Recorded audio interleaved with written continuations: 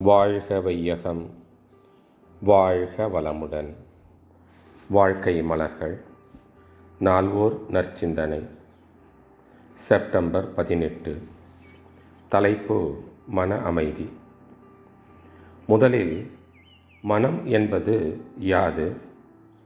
அதன் அமைதி குலைய காரணம் என்ன என்பதை சற்று நாம் சிந்தித்து பார்க்க வேண்டும். ஒவ்வொரு மனிதனுக்கும் ஏதேனும் ஒரு தேவை இருக்கவே செய்கிறது. அத்தேவையை பூர்த்தி செய்து கொள்ள, நிறைவு செய்து கொள்ள ஆசை எழுகிறது. அதற்கு முயற்சி செய்ய வேண்டி இருக்கிறது. முயற்சியால் வெற்றி அடைகிறான். அதன் பயனை அனுபவிக்கிறான். அது இன்பமோ துன்பமோ கொடுக்கிறது. அந்த செயலை ஆராய்ந்து ஒரு முடிவுக்கு வருகிறான்.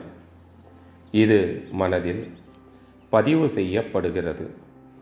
இப்படி உணர்ச்சி, தேவை, முயற்சி, செயல், விளைவு, அனுபோகம், அனுபவம், ஆராய்ச்சி, தெளிவு, முடிவு என்ற 10 படித்தலங்களில் விரிந்து செயல்படும் உயிரின் படர்க்கை நிலையே மனமாகும்.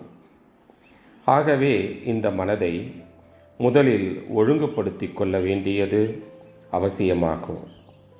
இயற்கை அமைப்புக்கு ஒத்து மனம் செயல்படும்படி பழக்க வேண்டும். இயற்கைக்கு முரண்பட்ட செயலை தவிர்க்க வேண்டும். விளைவை நன்றாக கணித்து கொண்ட பிறகே செயல்பட துவங்க வேண்டும். நம்மிடம் பெரும்பாலும் பொருள்வயப்பட்ட உணர்வே தலை தூக்கி நிற்கிறது.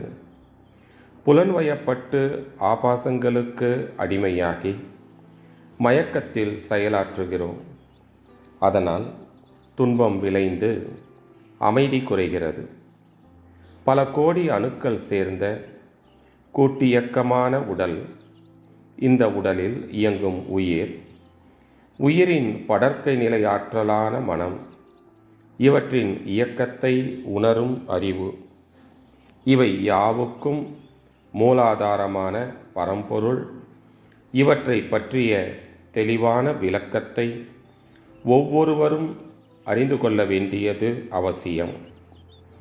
உடலில் 6வது அறிவாக இருக்கும் மனம் பரம்பொருளை உணர்ந்து முழுமை அடையும் பொருட்டே எழுச்சி பெற்றுள்ளதாகும்.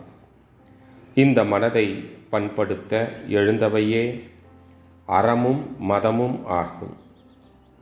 பிற உயிர் படும் துன்பத்தை ஒத்து உணர்ந்து அதை போக்க வேண்டுமென்று எழுந்த கருணை உணர்வே அறமாகியது.